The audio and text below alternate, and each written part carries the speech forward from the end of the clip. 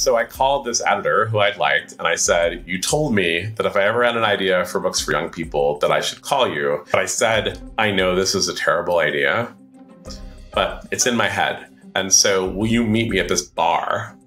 I went and I met her, and I told her I was like, okay, there are these 3 kids. There's a terrible count who like wants the fortune that their parents left behind. They're stuck in a house, and then every book they're going to run to a new place, and the count is going to come after them. And she was like, I love that idea. And I felt super embarrassed because I was like, she's a lightweight. That's the only explanation, is that like, and then in the morning she was like, you know what? I still like this idea. So I wrote a little thing up, and then Charlotte called me and said, we have an offer for 4 books. Yeah. I was like, what? It starts with just taking that leap. Man, you have to work hard. You have to be incredibly smart. Choose something that even if it fails, you are going to be proud of it. Doesn't matter how badly you got beaten in that. Be kind, be kind, be kind. Become a better person, a better leader, the better business. Go with your gut. I'm Samuel Donner, and this is Finding Founders. We'll get back to the podcast right after this break. Another Bite, hosted by John Dick, Jory Monroe, Leslie Green, and Ariel Boswell, is brought to you by the HubSpot Podcast Network, the audio destination for business professionals. Each week, they break down an episode of everyone's favorite business television show, Shark Tank, offering their own unique thoughts, spin-off companies, critiques, and even talk with some folks who pitched the sharks themselves and live to tell the tale. From squatty potties to mensch on a bench, and even that weird golf club that you'd be into, like that's a serious invention. I was just watching the video earlier. It's crazy.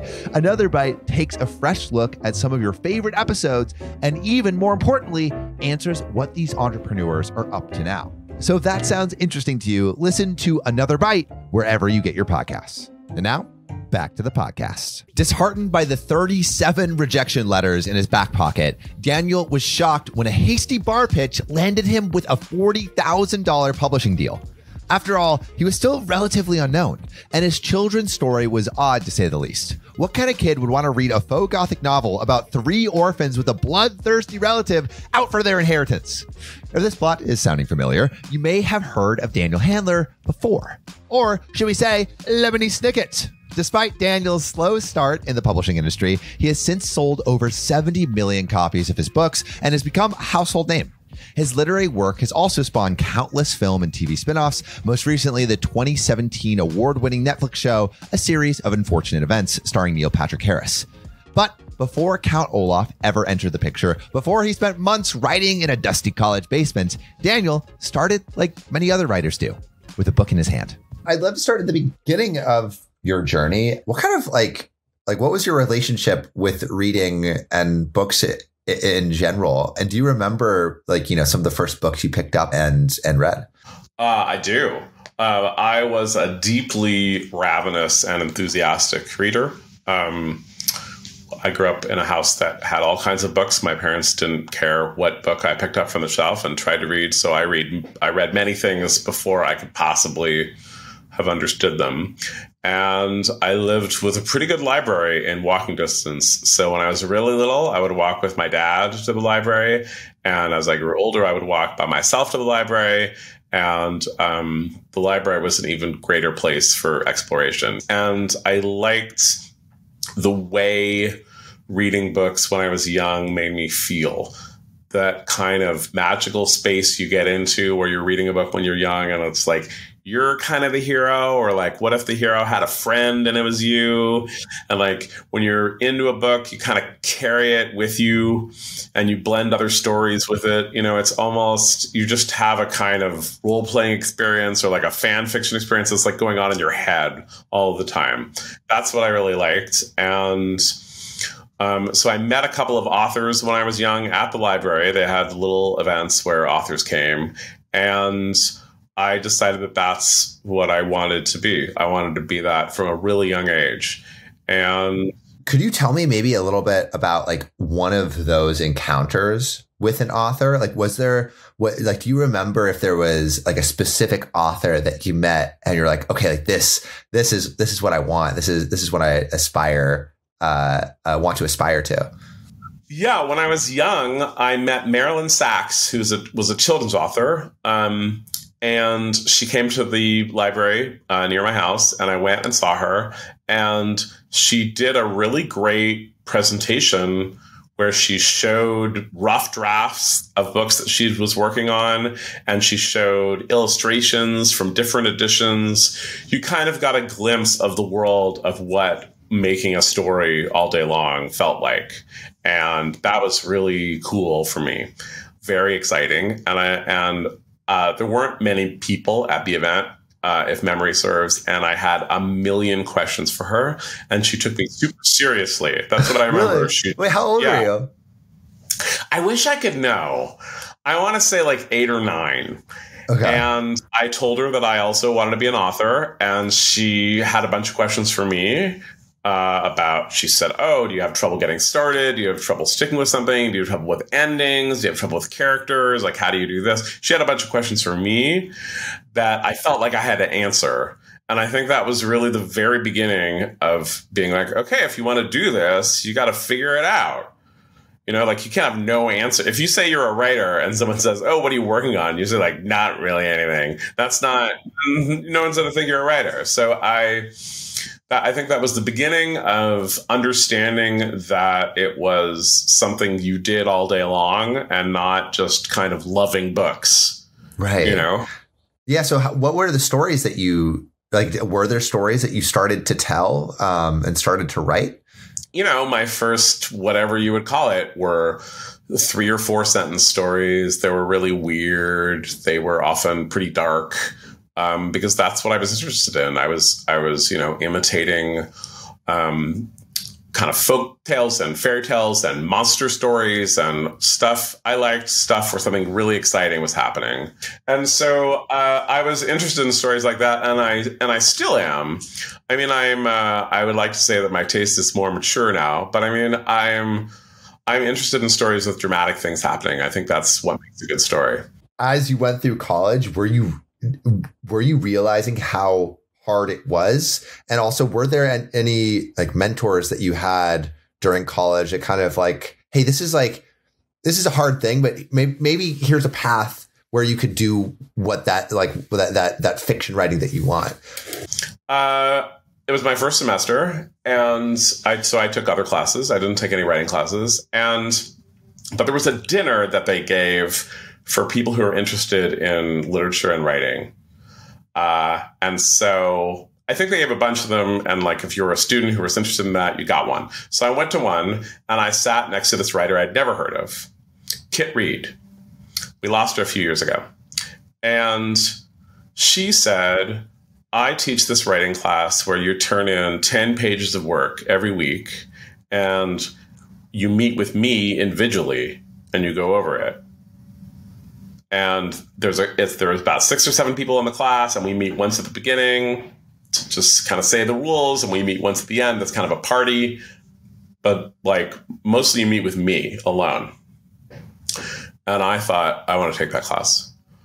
So I took it. I took it twice, and then I worked with her more kind of individually. And when it was time to sign up for our like 15, 20-minute slot to meet with her, I took the last one, because we met in her kitchen. And I thought, if I take the last one, we're just going to continue to hang out. And that's what happened. And she was a tremendous teacher. And one of the things that was really great about her was that she knew best-selling authors. She knew all these people, and she wasn't snobby about any of it. She had a deep love of like what a good story was and what good language was. And she was encyclopedic in what she could recommend. So if you brought her a story and you're like, I'm trying to do this, she would say like, it sounds like you're trying to do like, read some Muriel Spark, go over there. Like read a little Robert Heinlein, read a little Raymond Chandler, read a little Toni Morrison. And as a result, it was a lot of practice of the stuff of writing, of kind of sentences and paragraphs. But there was also just this sense of like that writing is a wide open tradition and that there's endless ways of participating. Yeah. Were you more optimistic as she like showed you all these avenues?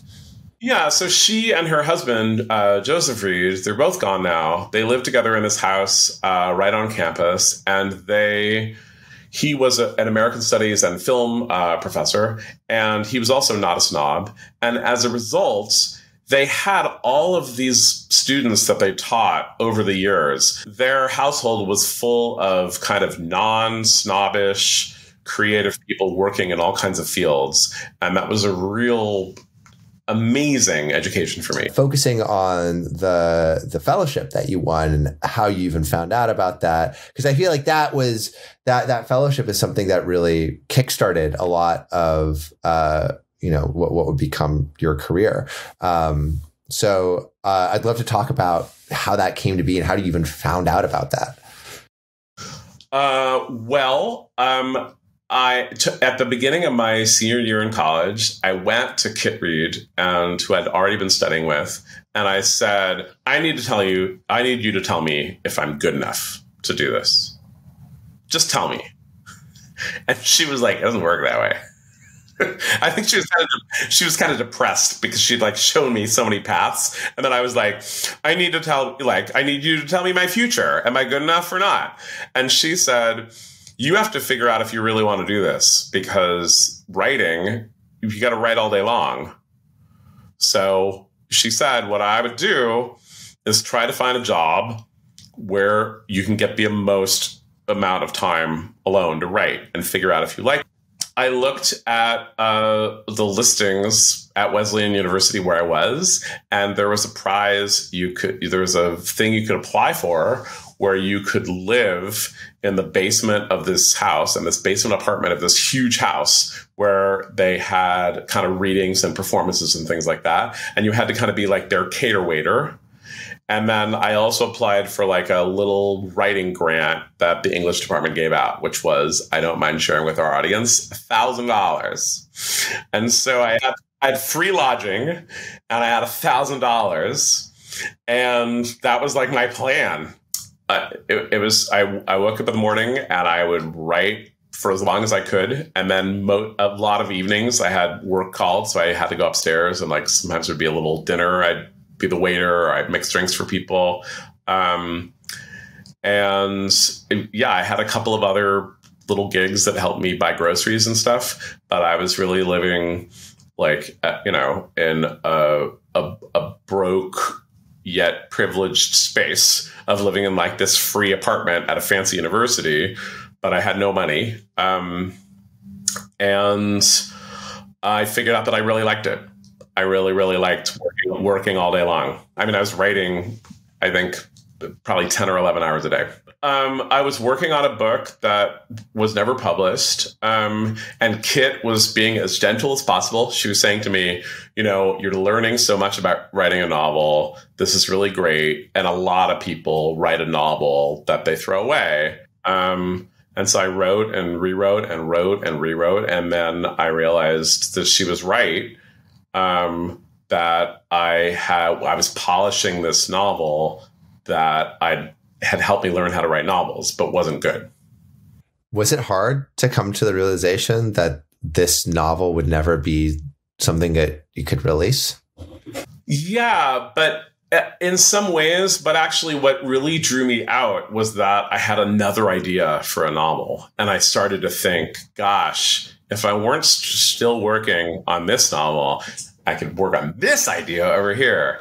And so, I put the book aside and I started working on the novel that became The Basic Eight, which was my first published novel. I want to drill on this because first published novel is a big deal for any writer. And I want to know how your approach to this novel changed from the practice novel, right? Because you've learned so much, you've developed all these skills. Now it's here's the real one. And so how did your process for The Basic Eight differ from your first novel that you tried to write? I mean, I quote the writer Michelle T a lot. She's a writer I love and a great person. And she always says about writing, you got to make a mess and then you got to clean up. And I think most people are good at either one or the other. And I'm really good at cleaning up. And in my first in my practice novel, I cleaned it up so much that like it was boring and useless. I'd kind of killed all the energy out of it because I was busy like making it conform to some weird idea of perfection in my head. And so when I started to think like, hey, I could write this other book instead, that was pretty magical, because then I just was like, well, this is going to be like, just do whatever you want. So then I started writing. I had hardly any outline. I had hardly any plan. I just wrote it pretty crazily. And then I tried to get it slowly under control. And that was kind of the first time I made a mess and clean up. And now I love the part where I'm making a mess, and I love the part where I'm cleaning up. But back then I was kind of afraid to just follow my own intuition. And so I just remember I was like, well, in a diary, you put all kinds of stuff. So I just started putting all this stuff, which eventually I cut. But I mean, I put like lists and poems and like, you know, it was like hundreds of pages. I would just write anything that would get thrown there in the diary. And I slowly figured out kind of the real plot, and I started cutting stuff that was like not into it.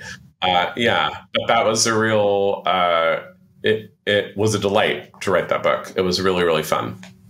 What is the process to even get published? It's a crapshoot is the short answer. If you want to publish with a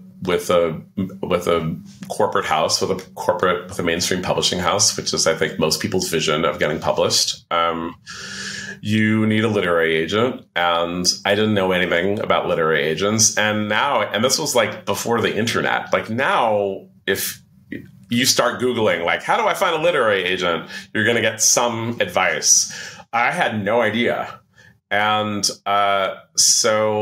then a friend from high school, her father was a writer about psychology, about like Freud and stuff. And he had a literary agent. And so I wrote her basically, and I said, I don't know anything about anything. Here's a little bit of my book. I don't even know if you're the kind of literary agent that does this. Like, I basically was like, please help me. Either be my literary agent or like find me a literary agent. I just need, like, I'm so lost and please help me. And she called it. And I thought she was like pranking me. Like, I thought it was like my girlfriend or someone messing with me. Like, she was like, hi, it's Charlotte Sheedy, she's still my literary agent. She said, hi, it's Charlotte Sheedy. And like, I really like your book. And actually I'm in New York, but we'll be coming to San Francisco in a little bit. Do you want to meet? And I really had this like, who is this really? Like, who's messing with me? Because it's not funny. And because I had written her not even knowing, I didn't understand anything. So I didn't even know what it meant. So I said, sure, I'll meet with you. And so we met downtown at her hotel at the bar. And I think I was 23. And I didn't know anything. And like, when I was in college, all my friends were like nerdy dancers who liked ceramics. And I didn't like party much in college, and I didn't have any kind of glimpse of like the outside world. I didn't have a real job. And so the idea of like, we will meet and discuss something in a hotel bar seemed crazy to me. I was like, what do you do? Like, what do I wear? Like, what do I do? And so, I remember I had like the nicest shirt that I owned, and I went there, and I sat down with her, and she said, do you like old fashions? And I had no idea what an old fashioned was. Like, it is a cocktail, but not only did I not know what kind of cocktail it was, I had no idea what she was talking about. And so I said, yes, of course. I was like, yeah, of course. Obviously, I like old fashions. And I remember that I was like, is this a contractual arrangement? Is this like some kind of professional stance? Is it like a sandwich? I had no idea what it was. And then they brought 2 old fashions on a tray. And I remember I was like, it's a drink. Everything's going to be okay. Like, everything's okay. This is the right answer. And so she encouraged me. I took about another 6 months, I think, to finish a draft of the book. So was she saying like she would shop your book around? She said, I remember that I was like, is it true that I can get money when I haven't finished the book? And she was like, not in your case. No. Like some people can, not you though. And she said, finish it and we'll see where we're at. And so I finished it, or I thought I finished it. I got a draft and I gave it to her. How long after the meeting with the Old Fashions was this finished book? I think it was like 6 months. Is 6 months a short time, a long time? I mean, it's some people take years. Some people can do it in no time whatsoever. It just depends on the book and the person. But I mean, for me, that was like somebody, it was like a glamorous person saying like, I'll go out with you if you cut your hair. You're like, I'm going to cut my hair today. And I worked really hard and I finished it and I sent it to her, and she said that she was like, okay, so here's the deal. We're going to send it to this person over here. I'm going to call this person. Another person is on maternity leave. So I want to, and I was slowly like, oh my God, I'm represented by her. Like I didn't know it. I thought she might be like, good try, kid. But instead I was like, oh, we're talking about work. I think it's important for this story to know the punchline is that it took her 6 years to sell this book. So like I was in a glamorous office being told that like everything was going to go my way. And I was years from being published. And I also like to be sure and tell people that the money I got for my first novel was the least amount of money my literary agent had ever negotiated for a piece of fiction. And so not only did it take forever, but like it took forever. And then I got a check that was like not time to quit your job or anything. What are you thinking about yourself as a writer? And what are you thinking about in terms of like what you should be working on, what you should be doing? I was also still in touch with Kit. She was still kind of mentoring me. And she basically was like, well, do you want to do it or do you want to do it? Like, you're waiting, like, write another book. And so I did. And so actually, when my first novel was sold, it was 2 novels that were sold to be published a year apart for $10,000 for both books. So, after 6 years of her working with me, about 5 years of really intensely trying to sell the book, I had $5,000. How are you keeping your spirits up? Yeah, it was really, really hard. But what I liked most was doing it. I really, really, really liked writing. And in fact, I was living in New York when she sold the novel, but I didn't like the competition and the kind of surveillance of being someplace where everybody's a writer.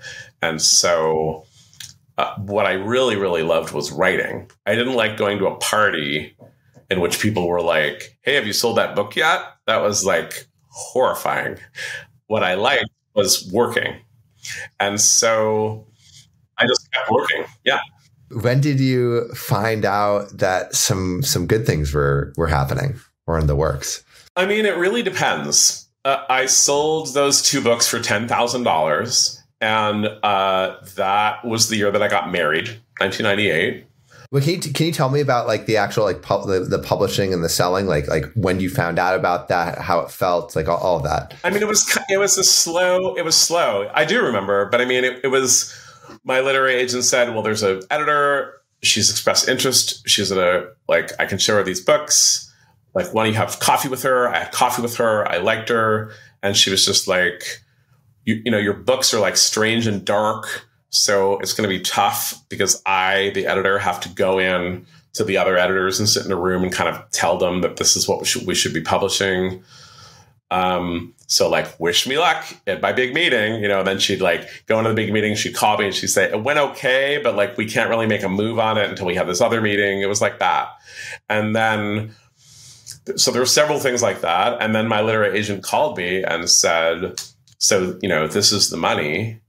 And And it was $10,000. It was $10,000 over the course of finishing these 2 books. So it was going to be $5,000 minus my agent's commission, like once I got it. And I was really broke. I'd been working. I'd been just basically freelancing and doing all kinds of kind of boring work for little money. And I was living in New York, which was just like excruciatingly expensive.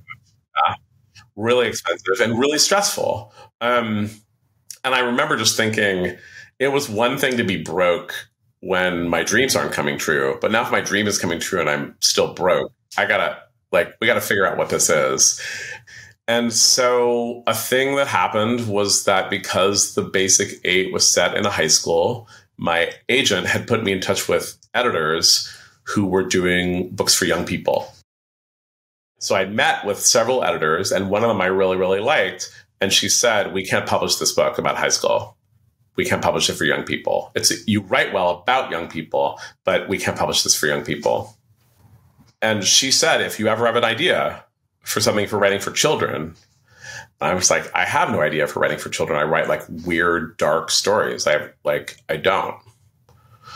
But I had tried to work on my 3rd novel, which was going to be a mock gothic novel. It was going to be take place in an old creaky castle and have terrible things happening. It was going to be really long, like gothic novels were. And the working title in my head was A Series of Unfortunate Events.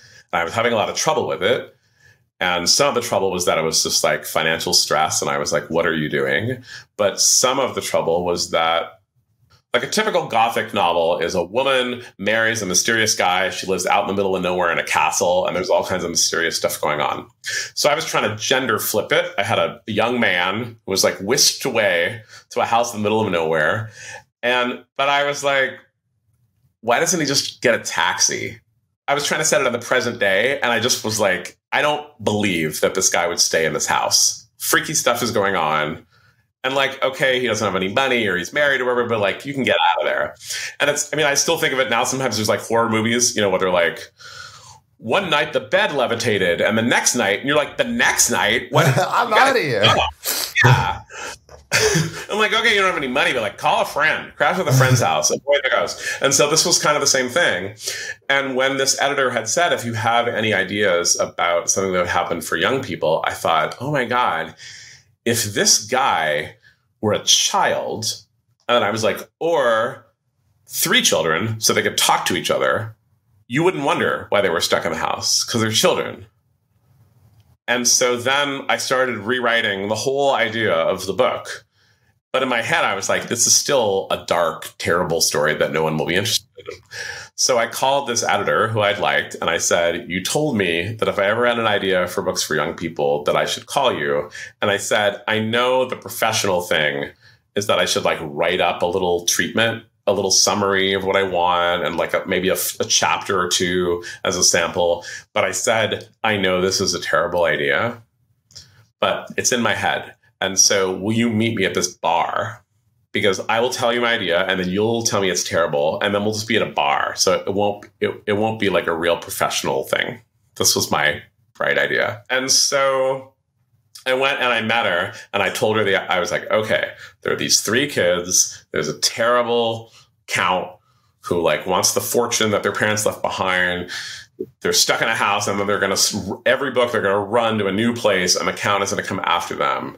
And she was like, I love that idea. And I felt super embarrassed because I was like, she's a lightweight. That's the only explanation, is that like she had a drink and she's just like a million people in bars, they're like, that's a great idea. Yeah. And so I remember that I was like, are you going to take a taxi? And she was like, I'm too broke for a taxi. And I was like, I'm too broke too. And so we like walked different directions. And I remember like all the way just being like, I can't believe, like, she's going to call me in the morning and be like, I'm so sorry that I told you that like I would buy this idea. Obviously, I'm not going to buy the idea. And I would say, I'm so sorry I made you go to a bar. And then in the morning, she was like, you know what? I still like this idea. And I was like, okay. So she said, you do, though, you're going to have to write something up. So I wrote a little thing up, and I wrote like a chapter kind of that I was working on. And then I sent it to my literary agent, because how the etiquette goes is that you send it to the literary agent and then she sends it to the editor. So my literary agent said like, what is this? And I was like, I know.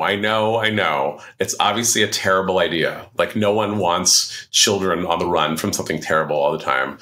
But she said she liked it. So here it is. We're just going to give it to her.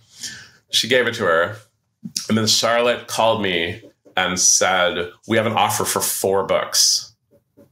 4 books? Like, yeah. I was like, what? And she was like, yeah, we have an offer for 4 books. How? And I was like, how? Why? Well, so this editor was new at the publishing house, and the publishing house was like, we need 1 million new series for young people. Like, go, sign it. No one's going to get very much money. We're going to do a lot of them, and we hope they work. And so I had an offer for $40,000 for 4 books. Wow. And I just remember that I was like, I can do that. $40,000. I'll get $20,000 up front. And then I'll be being paid to write. Like, I can live off that in the time it'll take me to write and get the. How long do you think it would take you? I mean, I don't know how long I thought it would take me, but I wrote, that was 99, and I wrote 2 books. I wrote the first 2 that year.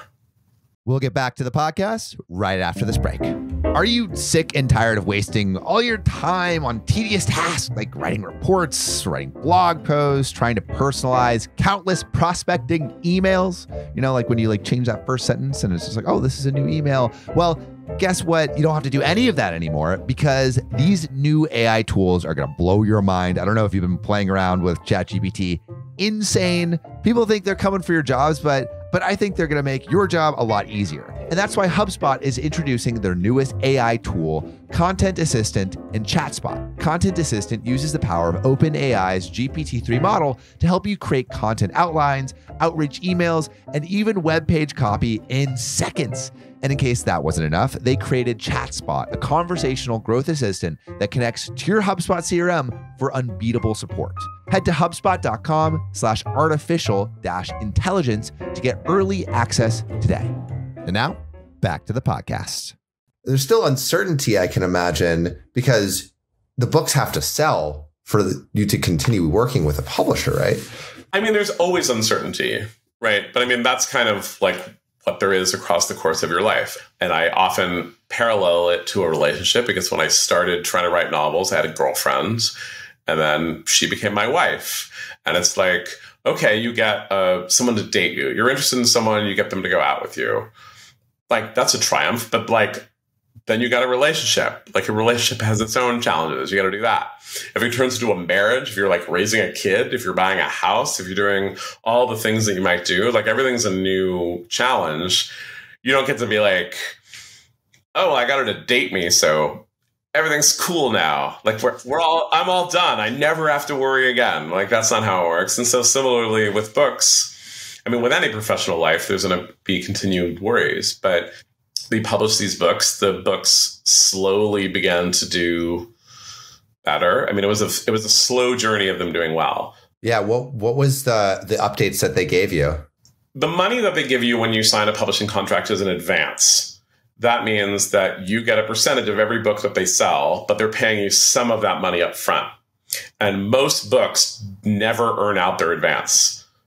So you get your $10,000 or whatever, and then you don't get any more money because the book didn't sell enough to make profit for you on top of that $10,000.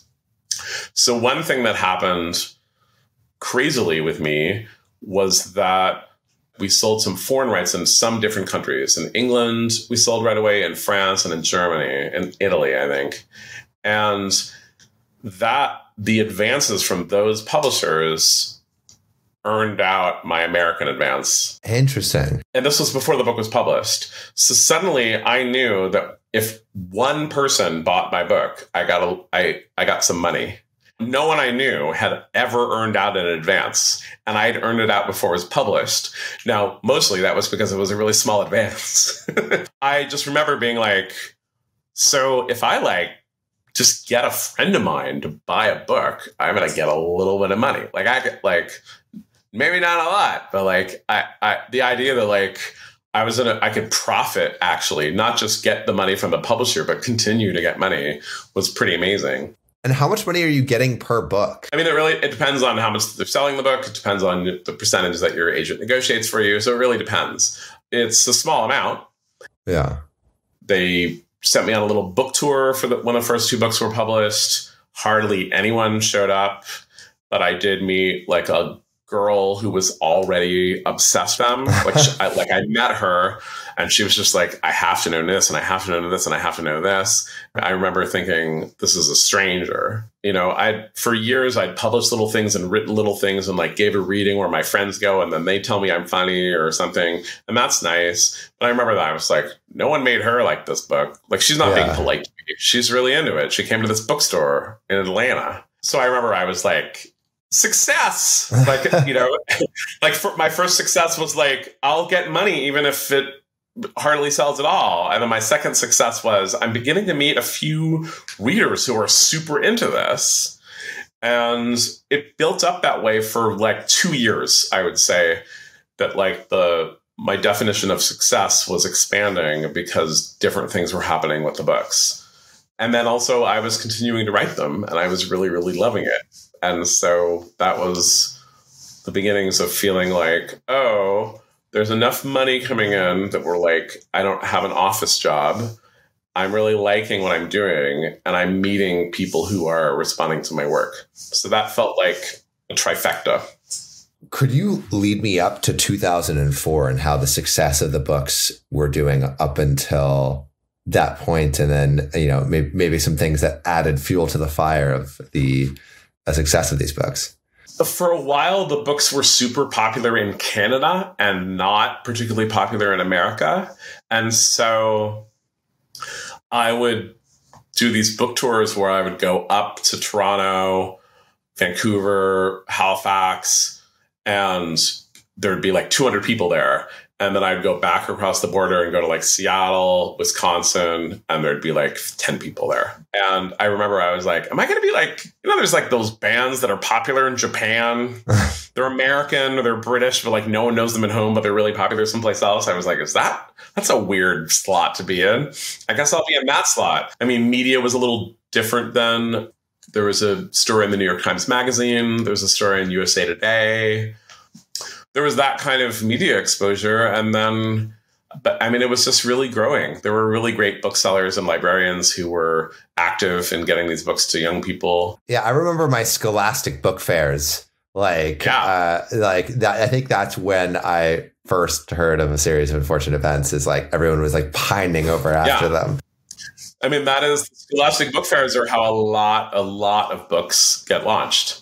It's pretty powerful. I'm not shy about telling those stories necessarily, but that part always felt a little manic on top of what was actually important to me. Like what felt really powerfully important was that I was really loving it, that I was meeting readers and I was reading more and more of them who were really responding, who were really enthusiastic. And certainly that like I didn't have to get a job. But the rest of it always felt a little manic. What do you mean by manic? I guess just like, it's like, there's a lot of adrenaline if you're on TV or there's like a picture of you in a magazine or whatever. Like, but it's not for me anyway, it's not emotionally fulfilling. It's kind of weird. And then also there's just a sense of like that that's not happening for you. That's happening for like the interests of media people who put that together are kind of, you know, it's like that reporter is not particularly excited about you. They write profiles for a living. So they're writing this profile. So it's a weird exchange. And so that was always kind of curious is that sometimes when huge media stuff would happen, people would be like, this must be a dream come true. And I was like, well, this is a dream come, like writing and not having a lousy job. That's a dream come true. Like having my picture in USA Today is great because it's helping me write for a living. But like the actual, I don't like to read a news article about me. That's not, I don't like reading that. It's just kind of like, okay, like, this is showing that I can at least do this maybe for a couple more years. You know, it's like adding time to the clock of I can do this full time. Exactly. Yeah. I'm curious how you felt about exploring that and using your your source material to explore another medium? I mean, how it came about was that pretty early on, a series of unfortunate events was optioned for film, but then nothing was really done, which happens a lot. People's books get optioned for film and nothing happens. And then because of the kind of accompanying publicity, then people started to say, oh, this is something we should make. But I think the main difference for me between writing a book and working in film or television particularly is that they're really expensive medium. It's really expensive. And so the people who are in charge of it are in charge of a lot of money, and they're nervous and scared. It's just harder to deal with. Like, I mean, I always do kind of a lot of self-hypnosis because I don't like to think about how much money those things cost. I just have to be like, it's not your money. Forget the amount. It doesn't matter. And it wasn't like that money was about to be spent on something noble. It wasn't like they were like, we can't decide whether to build a children's hospital or make your movie. That isn't how it goes. And also, just for context, that movie cost $125 million to make. Okay. See, there you go. I knew it was something outrageous. Yeah. It's outrageous. Or it's between 125 and 140 million. Like that's a huge budget movie. That's like it's like they're making a blockbuster. Like this is not some indie movie that they're making from your book. And so think about if someone gave you $140 million and you had to like carry it in a duffel bag across campus, and they were like, none of it can go missing. And so like when you're walking across campus with that duffel bag, if someone's like, hey, you want to meet for lunch? You're like, no, I do not. Like I'm terrified. Like I want this. I don't want this money. I can't be in charge of losing that money. And so people are really nervous all the time. Were you nervous? Well, I mean, that nervousness is contagious because, if they're like, what's the purpose of this scene? And I'm like, I don't know. It's kind of funny and weird. And I thought it'd be cool. And they're like, we can't build that. We can't do this. We can't have this. We can't have this. In a book, if I'm like, there's two brothers. No, there's just one brother. I didn't save anybody any money. But every decision like that in the movie saves money. And so it's nerve-wracking. And then also you can't possibly be in charge of it all. Yeah. Even filmmakers who say they're in charge of it all aren't really in charge of it all. And so there's a gazillion people working on the movie, and they're all and everyone in charge is scared. So that's kind of the situation with movies and TV. It's hard. As the writer, as the artist behind the work, there's a lot that I imagine is not preserved. And there's a lot of intricacy and maybe nuance that can kind of like make a book that they can't include. I mean, it's absolutely a whole different medium. And the script is really important in a movie, but it's certainly not the only thing. And when you think about movies that you've loved, there's often some shot or there's some performance, there's some musical moment even, that they're all participating in this. And so it's hard. It's a big challenge. As it got closer to release, what are you thinking about this movie? Like, what are you thinking? What I hoped for with the movie was just that people would like it. I remember when I was young and I went to see movies that were disappointing, that was always like heavy on my heart, kind of. I think that's especially true for books to movies, where it's like, you have an audience that loves the book, and they have this picture in their mind of what that movie looks like. And it is so hard to achieve that picture.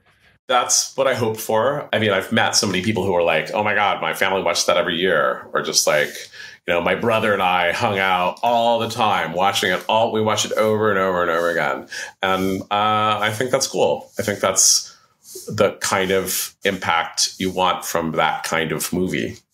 It's crazy to think that in 99, you were completely broke.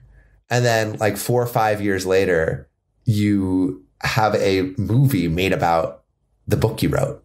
Like, did you ever like reflect on like how quickly it seemed all this came?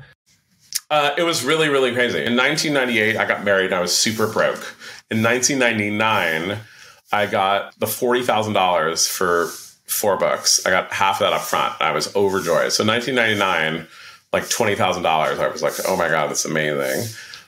In 2000, my wife and I moved back to San Francisco from New York. And I remember that when we got to San Francisco, I was like, this is a really expensive city too. And I don't know if I can live here for the rest of my life. I grew up here and I'm really happy to be home, but I want to remind myself that I might not be able to do it. And we got a new car. It's the first time I'd ever owned a new car. That was 2000. In 2001, we bought a house. Wow. So 98 was like no money. And 2001 was house hunting. So it was a very crazy, I don't want to associate it as something negative. It was obviously like a super blessing, but it was very fast and very confusing. And so when people were like, this must be the best time in your life, I was like, kinda, it's just a little roller coastery. So it was a blessing for sure, but it was pretty crazy. How are you thinking about your next projects? Like, obviously you have the series, but there's probably other ideas that you want to explore at some point. So like, is there more pressure because now you need to follow up this series with something like even better to keep relevance? Or is there less pressure because it's like, now I can just, I have enough money in the bank or have enough credibility. I can just focus on the stories that interest me. Like where's like, what's the mix of emotions and the thoughts of how you're going to move forward into the future after this massive success? There's pressure, but I think for me, the joy is trying to get away from that pressure as much as possible. Like there's pressure. People are just like, hey, we want you to do another fantastic thing. Let us know when you got it. But it's not that interesting to me. Always want to be bigger. For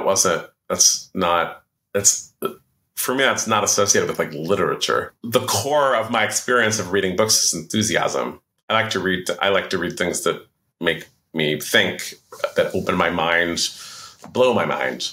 Like that's what I like. And so that's what I want to do. And so every so often, people will can be affected by kind of the pressure of other people. You know, people will be like, wow, you haven't like done anything that's like been really big. Why don't you do this over here or something? And I'll be like, oh, maybe I should. Is that what I'm supposed to be doing? And then I'll just have to be like, remember, you don't have to do anything if you don't want to. This is the blessing of like being an artist. Like I bought the house. I live in the house now. I can't spend a gazillion dollars every day of my life or something. I can't live like a crazy billionaire, but I can collaborate with artists on some strange book that very few people will know about. I can work on a play and put it up in a small theater. I can write a draft of a book and put it away for 3 years because it doesn't make any sense to me and come back to it. I can pursue these projects that I really like. And so there is pressure, but that pressure is really external. When I catch myself kind of falling for that pressure, I try to get away with it. I'm curious, like post series of unfortunate events, what has been your favorite book or piece of material that you've worked on? And in what ways did it differ from the writing process of the books before? And in what ways was it similar? And also, how do you find that thing that you, or I guess specifically for that work, like how did you find that topic? I just, in general, just pride doesn't feel like a great thing to attach myself to. And so I will say that, for instance, when I was working on the Netflix show, one of the hardest parts was that I had to reread a series of unfortunate events. Like I had to take them off the shelf and I had to read all 13 books to really remind myself of how the whole plot was shaped and all the stuff that I put in there. And it was like taking out my old yearbooks or something. It was really like, there was so much that I found embarrassing. There was so much that I wanted to change. It was really hard. And I just don't sit around trying to think about what I'm proud about. I think about what I'm excited about. And I'm always excited about what I'm working on. So I'm finishing edits on a book now. I'm working on a theater thing that's really exciting. And I'm going to be in England next year to do research. What does that research process look like? My research doesn't solve a problem for me. My research like brings me stuff I just begin to think about something, and then I try to get as many books, often literally on my desk, as I can. And I'm reading them and I'm taking notes and I'm reminding myself that I'm making a mess. So I'm just like, everything that is exciting, let's think about, let's not decide, there's nothing off the table. And then I start to write like a big, crazy first draft and try to figure out kind of the real shape of the story and what it is.